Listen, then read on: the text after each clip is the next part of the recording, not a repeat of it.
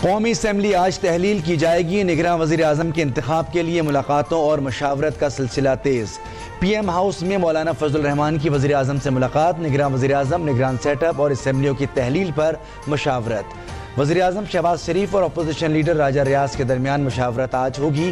شہباز شریف قومی اسمبلی کے الوداعی اجلاس میں خطاب کریں گے۔ پارلیمنٹ کے سبزہ زار میں فوٹو سیشن ہوگا۔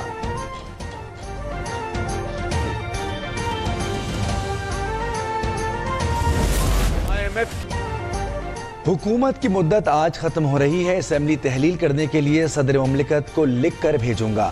وزیر اعظم شہباز شریف کا تقریب سے خطاب۔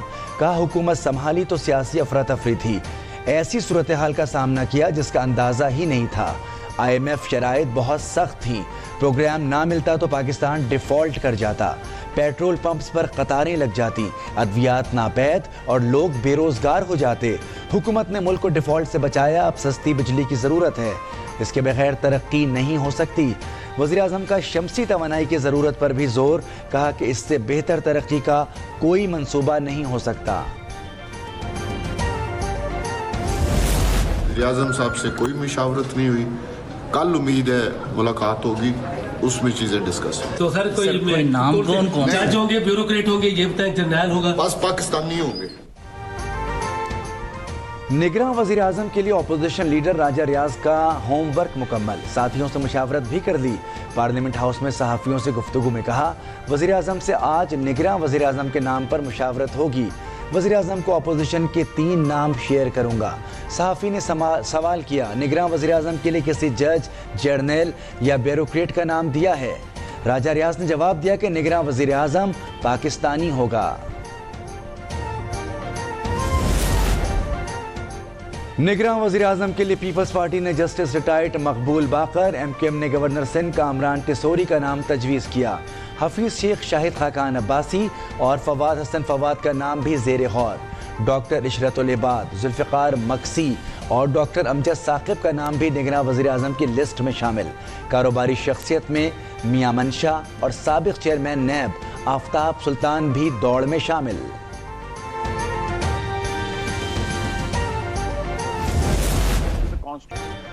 سندھ اسمبلی 11 اگست کو تحلیل ہوگی۔ وزیر اعلیٰ مراد علی شاہ اور اپوزیشن لیڈر کی ملاقات 1-2 روز میں متوقع۔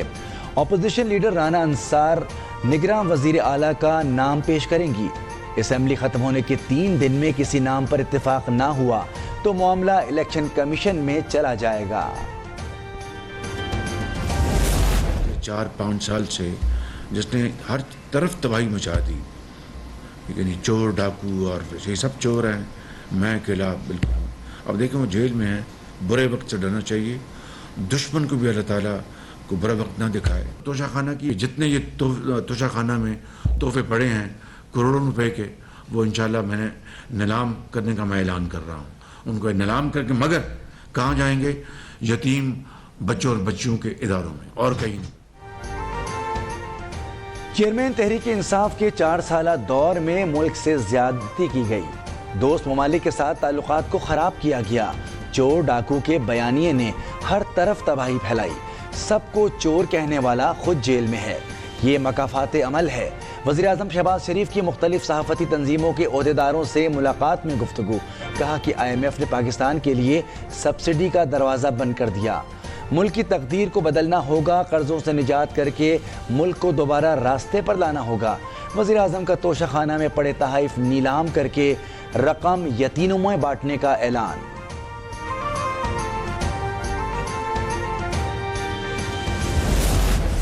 گزشتہ حکومت نے 18ویں ترمیم میں ڈاکہ ڈال کر سندھ کے اسپتالوں پر قبضے کی کوشش کی، آج ہمارے اسپتال ہمیں واپس مل گئے۔ چیئرمین بلاول بھٹو کا تقریب سے خطاب۔ 2-3 روز میں الیکشن مہم شروع کرنے کا اعلان، کہا کہ جیالے ہمیشہ الیکشن کے لیے تیار ہیں، چاہتے ہیں سندھ بھر میں ایسے ادارے بنائیں جہاں سے غریب عوام کو فائدہ ہو، صحت کی مفت سہولیات ملیں۔ Chairman Peoples Party Bilawal Bhutto نے سکھر میں میڈیکل کمپلیکس اور چائلڈ ہیلتھ انسٹیٹیوٹ کا افتتاح بھی کیا۔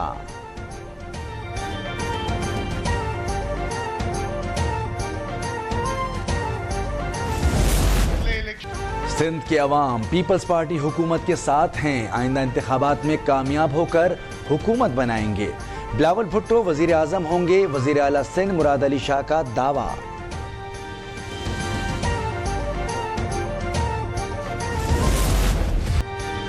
پاکستان مشکل ترین حالات سے نکل آیا، وسائل کی بندر بانٹ کے بجائے منصفانہ تقسیم کے نظام پر متفق ہونا ہوگا۔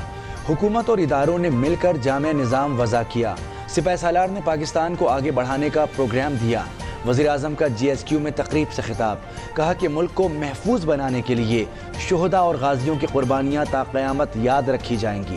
ان کے متعین کیے راستے پر چلنا ہوگا، وہ وقت جلد آئے گا جب پاکستان قرضوں سے جان چھڑا کر اپنے قدموں پر کھڑا ہوگا۔ وزیر اعظم شہباز شریف سے سعودی نائب وزیر خارجہ کی سربراہی میں وفد کی ملاقات، باہمی دلچسپی کے امور پر تبادلہ خیال۔ وزیر اعظم شہباز شریف نے سعودی وفد کو اسپیشل انویسٹمنٹ فیسیلیٹیشن کونسل کے قیام سے متعلق آگاہ کیا، بتایا سعودی سرمایہ کاروں کے لیے پاکستان میں زراعت، انفارمیشن ٹیکنالوجی اور معدنیات میں سرمایہ کاری کے بہترین مواقع موجود ہیں۔ سرمایہ کاروں کی سہولت کاری کے لیے SIFC اہم کردار ادا کر رہی ہے۔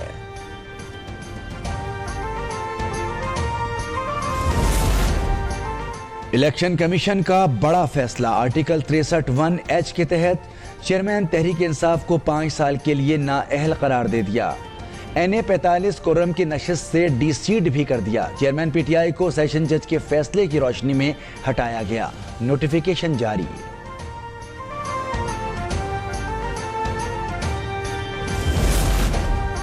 سربراہ تحریک انصاف جیل رولز کے تحت A کلاس کے حقدار نہیں، اس درجے کے لیے اچھا اخلاقی کردار ہونا ضروری ہے۔ چیئرمین PTI کو B کلاس کے لیے بھی حکومت کی خصوصی اجازت درکار ہوگی۔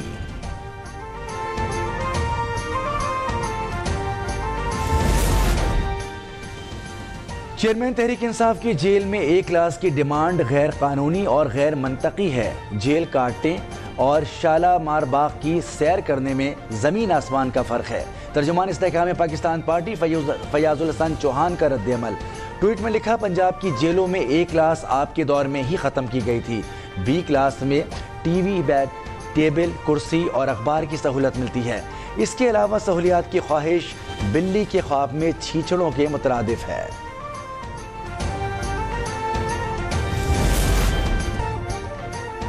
سکر اور روہڑی کے لیے فیری سروس کا آغاز، شہری دریائے سندھ کی سیر کے دوران خوبصورت نظاروں سے لطف اندوز ہو سکیں گے۔ دریائے سندھ کے دونوں کناروں پر فوڈ سٹالز بھی قائم۔ حیدرآباد میں پیپلز بس سروس کے ایک اور روٹ کا آغاز، نئے روٹ پر پیپلز بس ہالاناکا ڈیتھ اسٹیشن ٹنڈو جام سے کھیسانہ موری تک چلے گی۔ وزیر اطلاع سندھ شرجیل میمن کا ٹویٹ۔ کرکٹ ورلڈ کپ کی تیاری جاری، ایونٹ کی چمچماتی ٹرافی 27 اگست کو پاکستان پہنچے گی۔ ورلڈ کپ کا آغاز 5 اکتوبر سے بھارت میں ہوگا۔